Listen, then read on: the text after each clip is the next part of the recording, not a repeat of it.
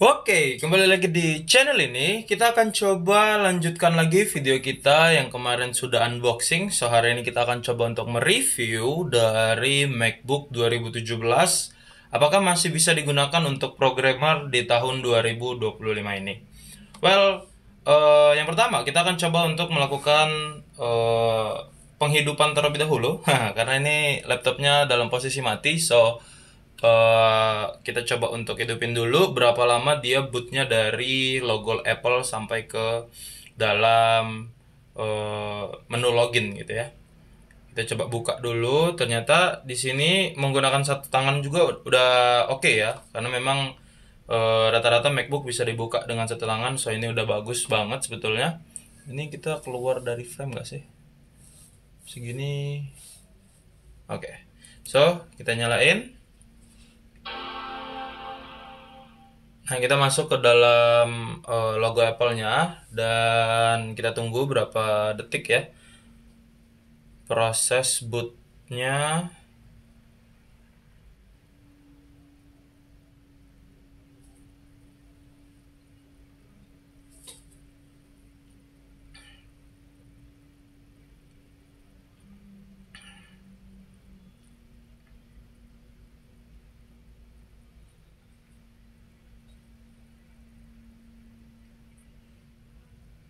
Oke, itu dia. Jadi lumayan cukup lama, tapi untuk laptop tahun 2017 seharusnya ini udah oke lah ya.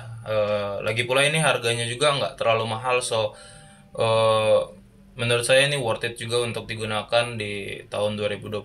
Tapi itu saja tidak cukup ya penilaiannya, so kita harus coba untuk cek dulu di bagian dalamnya seperti apa.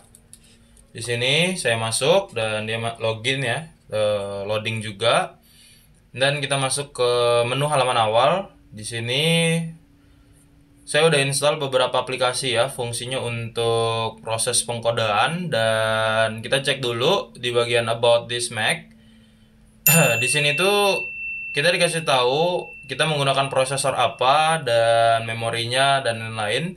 Jadi di sini ini adalah MacBook Air 2017 13 inci dengan prosesor dual core Intel Core i5 1,8 GHz dengan memori 8 GB 1600 MHz DDR3. Terus untuk grafiknya sendiri itu adalah Intel HD Graphics 6000 1536 MB dengan serial number dan lain-lain. Terus untuk displaynya itu adalah built-in display 13,3 inci dengan resolusi 1440 dikali 900. Storage-nya di sini tuh kemarin saya beli yang di 120-an giga atau ya 124 lah ya. Terus di sini udah kepake 79, sorry, yang kepake itu ada 41,89 GB. Terus ini untuk support dan resource nanti bisa silahkan dicek sendiri kalau memang beli laptop ini. Terus untuk sebetulnya kemarin itu saya sempat tes untuk kebutuhan programming, dan ini udah cocok banget untuk programmer-programmer yang mungkin butuh budget minim tapi laptopnya tuh nggak main-main gitu ya. Ini bagus sih. Dan untuk responsibility dari setiap shortcutnya juga masih bagus. Ketika saya coba untuk ketik, ini udah responsif banget. Dan kita coba lihat berapa lama loadingnya. Dan ya mungkin memang karena ini laptop lumayan jadul ya. Ini kan udah tahun 2025, jadi udah sekitar 8 tahun yang lalu.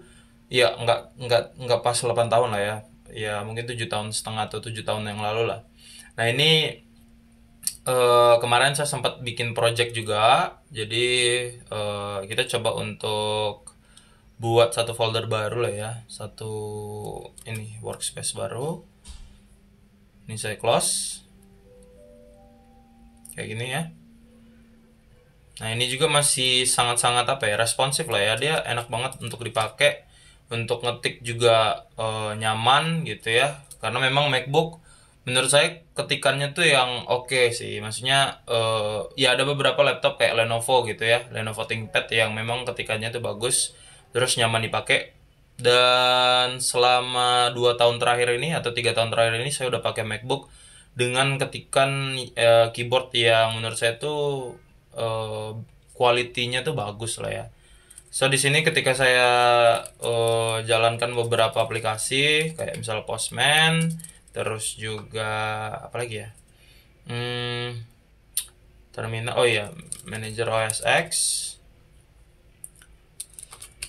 Nah ini betul-betul masih sangat-sangat responsif, dan ya kalau kita pakai untuk melakukan sebuah pengkodaan atau programming ini udah cukup banget sih seharusnya ya. Karena dulu saya lumayan nyesel sih. Jadi sebelumnya tuh saya sempat beli laptop Dell di tahun 2020, di tahun 2020-an lah. Nah itu laptopnya betul-betul apa ya? Mungkin bisa dibilang masih kurang bagus lah, karena laptop Dell yang saya beli itu yang tebel, yang kalau misalnya kita lempar ke orang tuh bisa pingsan gitu, karena saking tebelnya tuh laptop. Karena itu juga biasa dipakai sama teknisi-teknisi, jadi laptopnya tuh apa ya, sangat-sangat tebal lah. Kalau misalnya kalian mungkin teknisi gitu ya yang naik-naik ke tiang listrik, nah anak-anak elektro itu cocok sih, karena memang itu dikhususkan untuk militer seharusnya. Jadi ya lumayan nyesel beli laptop kayak gitu gitu ya, karena dia tidak tidak gaming tapi tebal gitu kan. Dan ya di sini untuk menjalankan server MySQL-nya kita coba tes. Ya memang kalau untuk ngejalanin SAMPP di setiap device apapun pasti memang ada loading ya. Jadi ini sebetulnya bukan soal RAM dan lain-lain lah. Nah ini udah jalan ya, kita coba testing. Saya coba buka dulu Chrome-nya. Semuanya saya set default di Chrome ya. Nah ini untuk bagian Postman-nya juga udah kebuka. Saya coba untuk gunakan lakukan testing gitu ya. Nah ini untuk shortcutnya semuanya betul-betul aman ya. Ini saya tes semua shortcut yang ada di Mac semuanya bisa. Terus apalagi ya, aneh tuh semuanya aman. Untuk ganti layar pun semuanya work gitu ya, maksudnya nggak ada untuk bagian touchpadnya pun, sorry, di bagian trackpadnya pun bagus, tidak ada minusnya ya. Nah ini kemarin saya udah tes sih. Di sini saya coba untuk buka, let's say apa ya, localhost ya, localhost. Nah ini ngebuka localhost pun nggak butuh waktu lama ya untuk MacBook tahun 2017 ini ya. Terus juga tampilannya, karena ini MacBook Air rata-rata tipis gitu ya, jadi ini slim dan betul-betul gimana ya, nggak berat gitu, enteng banget, dibawa kemana-mana pun enak. Nah di sini saya coba sekarang, berarti kita coba untuk tes buka Visual Studio Code lagi dan kita coba buat project. Oke, so di sini saya coba untuk buat project. Kita coba nyambung dulu ya ke WiFi saya. Sorry, hotspot sih, bukan WiFi ya. Nah di bagian sini saya coba untuk bikin satu project React. Jadi untuk testingnya langsung aja ke project React. Saya coba untuk masuk ke folder documents, dan ini betul-betul masih sangat-sangat fleksibel sekali dan responsif sekali gitu ya. Ketika saya ngetik dia tidak ada delay, tidak ada apa gitu. Nah di sini saya coba untuk buka dengan menggunakan npx create react app test react. Nah ini salah satu cara pembuatan React yang lama ya, tapi sebetulnya masih kompatibel dan banyak juga yang pakai. Tapi kalau misalnya kita menggunakan npx tuh biasanya akan lebih berat. Nah sengaja saya pakai yang lebih berat supaya apa? Supaya nanti kita bisa lihat seberapa lama sih kalau misalnya menggunakan npx gitu. Oh iya, di sini saya coba untuk rekam layar juga ya. Nah, ini untuk fungsi rekam layarnya pun ini ya, tidak ada kendala sama sekali. Jadi kita betul-betul bisa sangat-sangat apa ya, memanfaatkan laptop yang murah tapi kebutuhan untuk produktivitasnya tuh tinggi gitu. Dibanding dengan laptop-laptop yang seharga laptop ini ya. Maksudnya ini menurut saya lebih premium lah. Dan juga bawa nama Apple sih. Bukan gengsi ya guys ya. Ya ada juga sih orang yang beli MacBook karena gengsi. Oke, ini lumayan lama. Kita sembari nunggu, saya coba multitasking ya. Di sini saya geser aja ke sebelah. Yang ini saya close. Nah, di sini sembari nunggu si projectnya jadi, kita coba untuk buka keyboard test ya. Jadi untuk keyboardnya semuanya tuh aman. Kemarin itu sempat saya coba, cuman hari ini kita coba untuk tes lagi biar kalian lihat kira-kira keyboardnya nih ada masalah atau enggak gitu ya. Oke, ini karena jaringan ya, bukan karena laptopnya yang lama.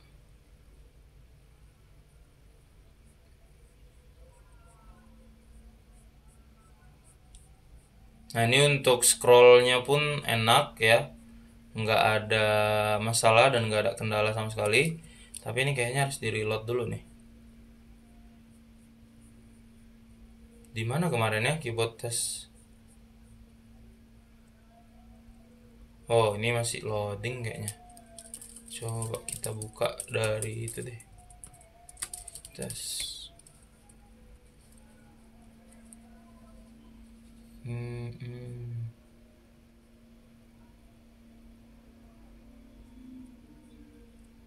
Nah ini ya.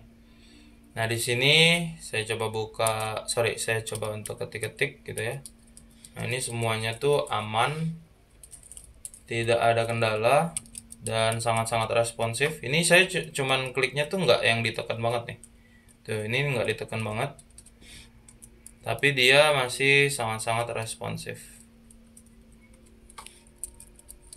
Oke, ini untuk yang 90 dengan backspace, shift, ctrl, pt, cmd, spasi, cmd, option.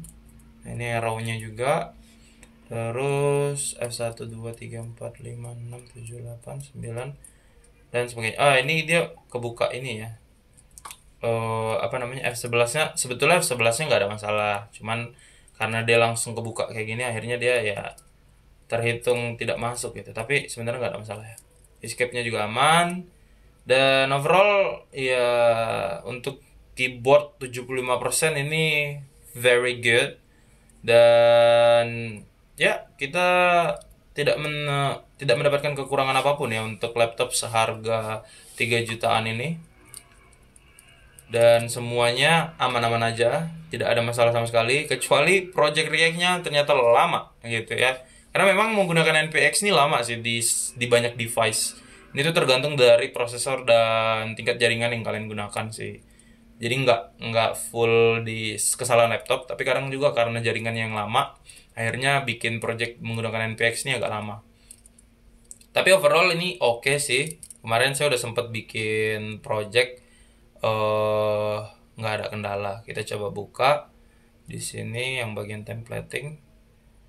Saya coba taruh. Waduh, ternyata ke close yang tadi. Mantap. Bentar. Padahal saya mau lihat selama apa sih kalau misalnya dia ini ya ngebuat project gitu. Saya coba bikin lagi window baru. Terus saya coba masuk lagi. Oh, enggak. Oh, boleh. Nah, ini karena banyak program yang kita buka, kipasnya udah mulai nyala nih. Nah, itu adalah kekurangan MacBook Air di tahun 2017 ya. Kipasnya tuh gampang banget nyala.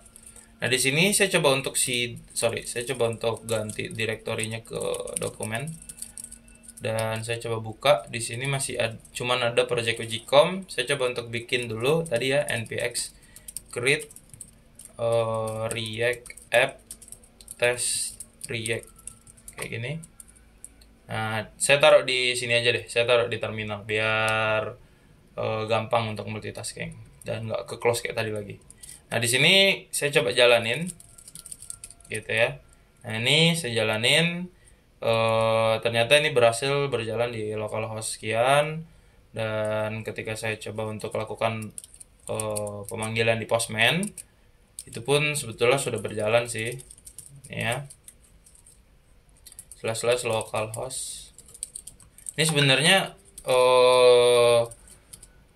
apa namanya, kipasnya nyala nih gara-gara ini ya. Saya juga sambil ngerekam di MacBook ini, jadi dia mungkin ada apa ya? Ya dia harus kerja lebih lah gitu. Nah ini sebetulnya sudah jalan, tapi memang masih error. Kenapa masih error? Projectnya masih belum jadi ya yang ini. Bentar, kita coba untuk, kita harus bikin dulu query-nya ini ke dalam database. Saya coba untuk buat. Oh iya, di sini ada juga navigate ya. Oh sorry. Oh ini nggak pakai navigate, sorry. So di sini saya harus buka SQL. Kita coba lihat projectnya belum jalan ya. Berarti yang pertama itu adalah create database db underscore apa ya namanya, lupa. Di bagian konfigurasi db.cs itu ada db uji.com. Nah di sini saya bikin dulu. Nah ini db uji.com saya bikin di sini.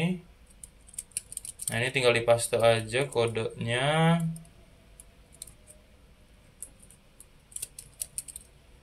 Oke, ini saya jalanin. Dan kita coba untuk running ulang. Oke, good. Sekarang udah aman. Kita coba balik ke Postman. Kita kasih API/user. Nah, ini sekarang udah jalan. Dan statusnya 204.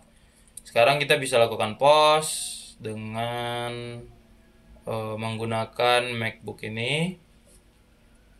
Di sini itu kita butuh yang pertama itu apa ya? Saya lupa juga sih. Username, email, dan password. Berarti username. Nah ini sangat-sangat oke sih sebetulnya. Misalnya admin.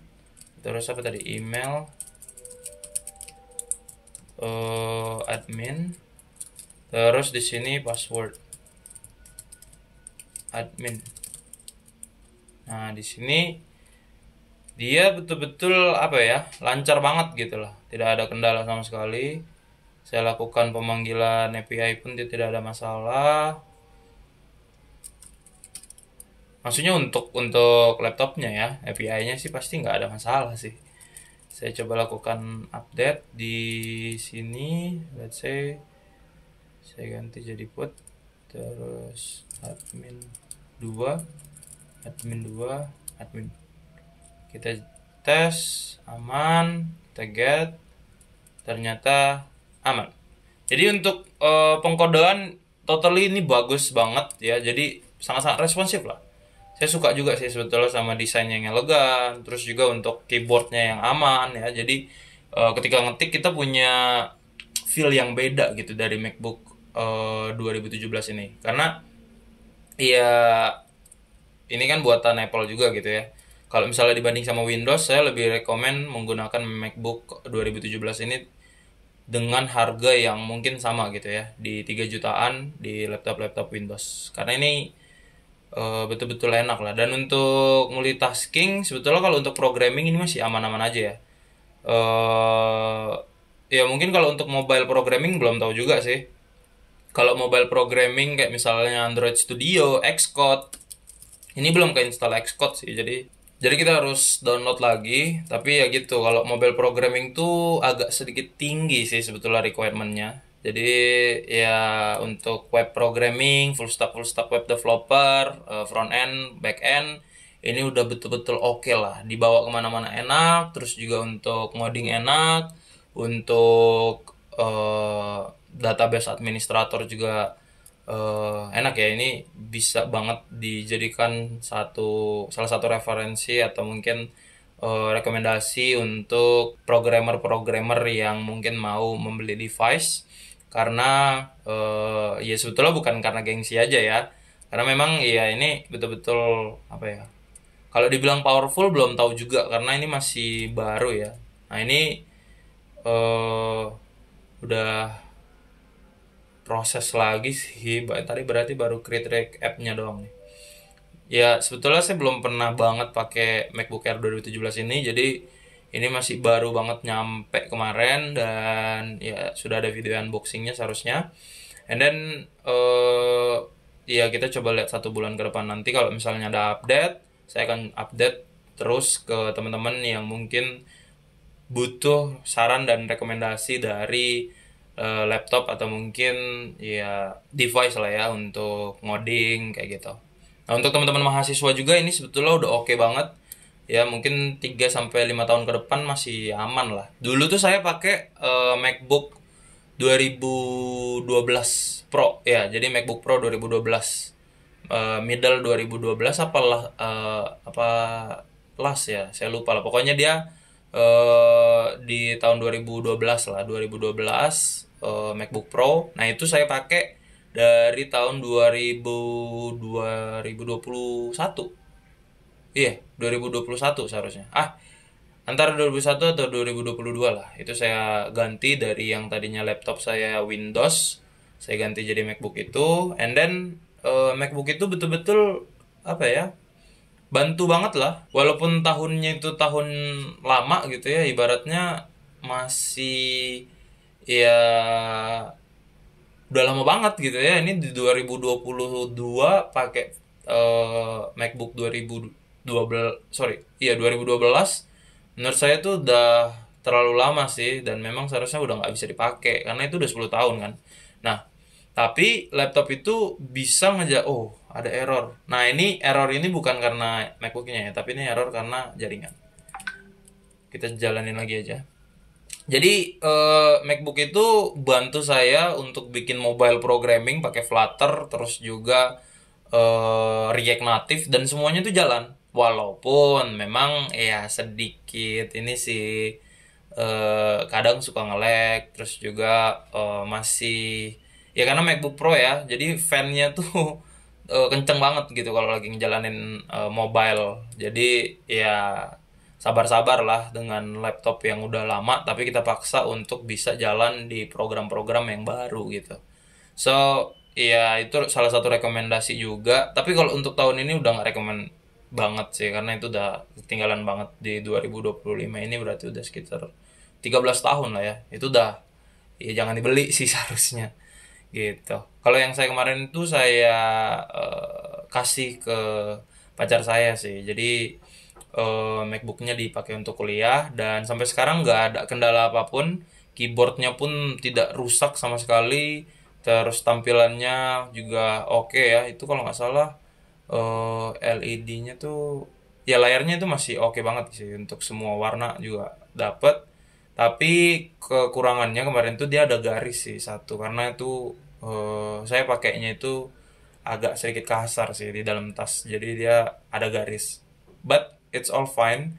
eh saya pakai itu tetap bisa sih. Dari saya awal masuk kuliah sampai lulus saya pakai laptop itu semuanya baik-baik aja. And then saya ganti ke MacBook M1 dan ternyata M1 lebih gacor lagi sih. Jadi kalau teman-teman punya budget bisa lah beli M1. Sekarang kan udah ada M3 gitu ya. Kalau bisa beli M3, cuman kalau nggak ini ke M1 aja gitu. M2 saya dengar-dengar sih katanya mirip-mirip sama M1. Jadi orang lebih prefer kalau memang ini mending beli M3 sekalian sih. Tapi iya saya nggak tahu juga ya. Saya belum pernah nyoba M2. Tapi ya kalau misalnya disuruh ngerekomendasiin orang ya MacBook M1 udah mantep sih gitu. Yang penting jangan kemakan sama gengsi teman-teman. Karena kalau kita beli sesuatu itu karena gengsi bukan karena fungsi, nah itu akhirnya pasti nggak produktif sih gitu. Saya beli untuk kerja sih M1-nya dan puji Tuhan itu sampai sekarang nggak ada kendala, nge-lag pun nggak gitu ya. Dan iya chipsetnya tuh emang mantep sih, dia bisa ngangkat di semua bidang eh ya desain, coding dan lain lah. Cuman itu memang saya fokuskan untuk coding. Dan kebetulan ini saya beli ada iMac. Ini juga iMac 2017 gitu. Nah, ini sorry, ini 2017 kan? Ya ini MacBook Air 2017. Ini nih, satu generasi ya. Ini MacBook saya, sorry, ini iMac saya punya untuk desain. Jadi ini saya peruntukkan untuk kayak misalnya ngedit video, terus juga eh, ya bikin konten-konten yang lain. Khusus untuk yang M1 itu saya fokuskan untuk coding dan programming gitu ya. Nah, ini pun sama, nanti usernya itu mau difokuskan untuk coding dan programming. Mungkin nanti pas kuliah mau dipakai juga sih seharusnya. Kayak gitu. Nah, ini emang agak lama ya ternyata kalau ngeinstall satu project React App menggunakan npx. Npx tuh Node Package Execute ya. Jadi saudaranya npm lah gitu. Ini untuk project yang tadi backend udah aman. Ini kita bikin yang project frontendnya sih. Sebenarnya ada yang lebih cepat ya teman-teman menggunakan Fight. Saya nggak tahu juga sih penyebutannya kayak gimana. Kemarin Pak Sandika Gali ada bahas. Cuman saya lupa. Ada konten kreator lah pokoknya yang bahas tentang gimana cara nyebut Fight itu. Cuman yang pasti kalau misalnya teman-teman mau pakai Fight bisa juga. Kita coba compare ya. Ini kan udah setengah jalan gitu kan. npm create Fight at latest, let's say apa gitu ya, React. Kita coba compare. Ini dua-duanya butuh jaringan teman-teman, jadi jangan lakukan ini ketika offline. Kita coba untuk lakukan perbandingan, tapi jujur yang Fight ini kemarin saya tes lebih cepat sih. Saya coba kemarin itu untuk bikin satu project React di documents, terus di sini tuh ada project yang ini yang front end uji.com. Nah, ini saya gunakan Fight. Jadi ya kita coba lihat deh perbandingannya.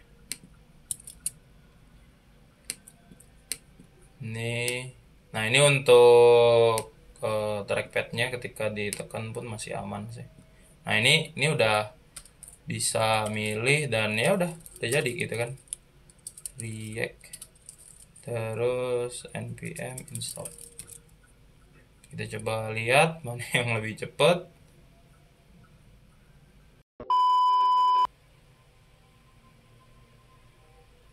Nah, ini untuk yang menggunakan Fight udah selesai duluan dan React npx masih berjalan. Kita lakukan testing dulu. Jadi npm run dev. Ini yang menggunakan Fight ya. Jadi ketika kita membuka localhost 5173, ini bisa kebuka di Google Chrome. Localhost 5173. Nah ini udah jalan dan ya programnya berjalan dengan baik. Kita sekarang tinggal nunggu yang React ini, yang menggunakan npx. Dan ya masih lebih oke Fight berarti ya, karena memang dia untuk proses instalasi dependencies-nya sedikit kayak. Jadi untuk core-nya doang yang diinstal. Kalau npx ini dia semua ya pokoknya lebih banyak lah untuk bagian package-nya. Jadi dependencies yang kayaknya nggak kepake pun keinstall sih di React npx gitu ya. Nah ini saya tadi cek untuk yang React menggunakan Fight ini ketika proses tadi tuh udah keinstall ini banyak, tapi untuk yang React menggunakan npx baru package.json gitu ya, belum ada not modulnya malah. Nah ya maksudnya bukan not modul aja ya, maksudnya kayak package apa lagi sih, oh iya yang public src dan lain-lain lah itu belum ada. Ini saya cek sekarang seharusnya udah ada ya untuk not modul. Nah jadi sebetulnya yang lama tuh instalasinya itu atau ya downloadnya tuh adalah yang not modules ya. Kalau yang ini masih belum ada karena dia masih berusaha kayaknya nih. Nah ini untuk perbandingan ya. Kita lihat di sini sudah ada not modules, tapi di sini masih belum. Gak apa-apa, kita tetap tungguin karena saya juga mau tahu gitu ya. Ini tuh sampai berapa jam gitu. Kita akan terus tes. Wih.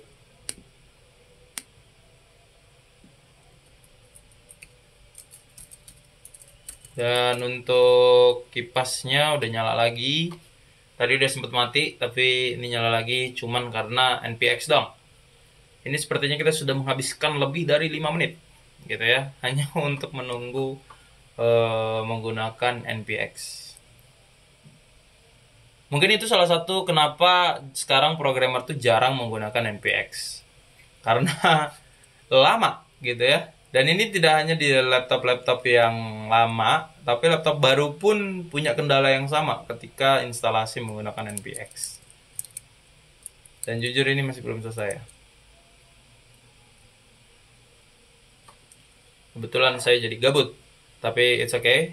Demi bisa melihat bagaimana lama project yang akan diinstal menggunakan NPX ini di MacBook Air 2017. Tapi overall uh, rating saya untuk MacBook Air 2017 ini 8/10 ya, karena betul-betul enak. Jujur saya nggak bohong, ini untuk ngetik enak banget karena saya udah nyoba berbagai macam device gitu ya, berbagai macam OS, dan salah satunya OS yang paling saya rekomendasikan itu adalah Mac OS gitu ya, Macintosh. Cuman fungsinya itu untuk kayak misalnya produktivitas, coding, programming, daily life kayak gitu-gitu ya. Jadi memang lebih bagus kalau misalnya menggunakan Mac ekosistem. Tapi kalau misalnya teman-teman sukanya gaming atau mungkin ya lebih ke arah game dan desain gitu ya, mending pakainya Windows sih. Tapi Windows yang terbaru ya. Kayak misalnya ya kalau untuk editing dan gaming ya teman-teman bisa beli laptop gaming gitu. Dan banyak ya laptop gaming yang sekarang murah-murah tuh ya, yang 10 juta 8 juta gitu ya. Ya kayak misalnya HP, terus juga ada apa lagi ya, Lenovo juga sekarang ada yang itu ya, yang murah lah. Untuk middle itu good sih. Terus juga Acer itu oke sih. Saya kemarin itu sempat juga megang laptop Acer Nitro V15, dan itu menurut saya adalah salah satu laptop gaming yang oke untuk dipakai. Tapi untuk komparasinya di harga segitu kayaknya bisa dapat lebih sih. Itu kemarin itu diberikan oleh perusahaan ke saya, dan harganya tuh kalau nggak salah di 10 juta sekian. Kebetulan itu saya gunakan untuk programming dan editing. It's all good, tapi kayaknya lebih baik cari yang lain untuk di kisaran harga 10 jutaan. Ya, sebetulnya oke laptopnya, tapi saya kurang seret aja sih. Untuk keyboard dan juga build quality-nya ya it's good sih. Rating, kalau di rating menurut saya itu 7/10 sih. Dan ya ini masih lama gitu ya. Nggak tahu nih, ini kapan selesainya ya. Masih package JSON ya. Minimal itu udah ada package strip lock JSON gitu. Ini nggak ada sih. Clear. Tuh ya, dari tadi saya ngetik dengan ketikan yang cepet juga dia masih dapat gitu. Dan semuanya masih overall fine. Dan ya bukan melebih-lebihkan ya. Ini kita bisa lihat review langsung asli. Saya tidak ada buat lebih. Kalau memang ada kekurangan ya saya kasih tahu ya. Di sini kekurangan cuma di baterai, terus juga ini agak panas ketika saya lakukan instalasi ini ya. Lumayan lah, tapi masih bisa dipakai. Karena panasnya tuh bukan yang panas banget dan masih bisa dipegang.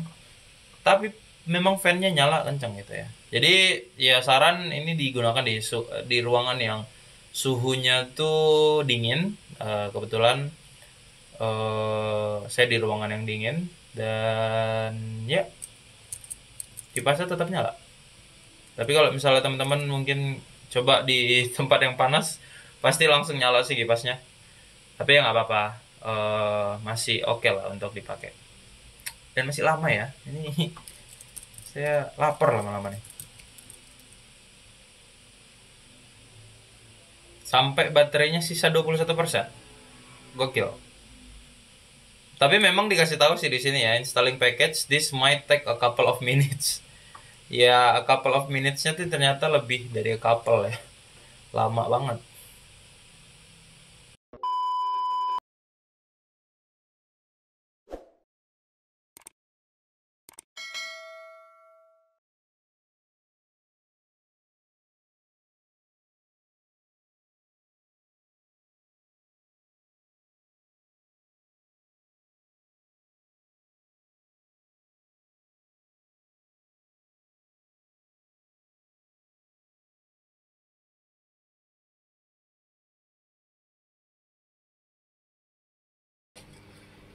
Oke guys, jadi untuk projectnya tadi ternyata lama banget dan belum selesai juga. Well, mungkin itu aja untuk review kita kali ini di MacBook Air 2017 dan udah 1 jam lebih. Ternyata projectnya tetap nggak jadi. Well, mungkin alternatif gunakan Fight aja karena ini betul-betul lama gitu ya. Jadi tidak disarankan menggunakan NPX di laptop MacBook Air 2017 untuk kebutuhan programming. Tapi overall semuanya good dan tidak ada yang terlalu bermasalah. Ya paling cuman untuk project yang menggunakan NPX saja agak sedikit lebih lama sih dari laptop-laptop pada umumnya. Tapi untuk kegunaan dan juga fungsi dari laptop ini udah sangat-sangat oke. Well, saya merekomendasikan laptop ini untuk kebutuhan produktivitas dan juga programming teman-teman yang memang mau menggunakannya sebagai device utama untuk melakukan coding. Well, mungkin itu aja untuk video kita kali ini dan kita akan ketemu lagi di next unboxing dan juga review produk seputar programming. Terima kasih semua.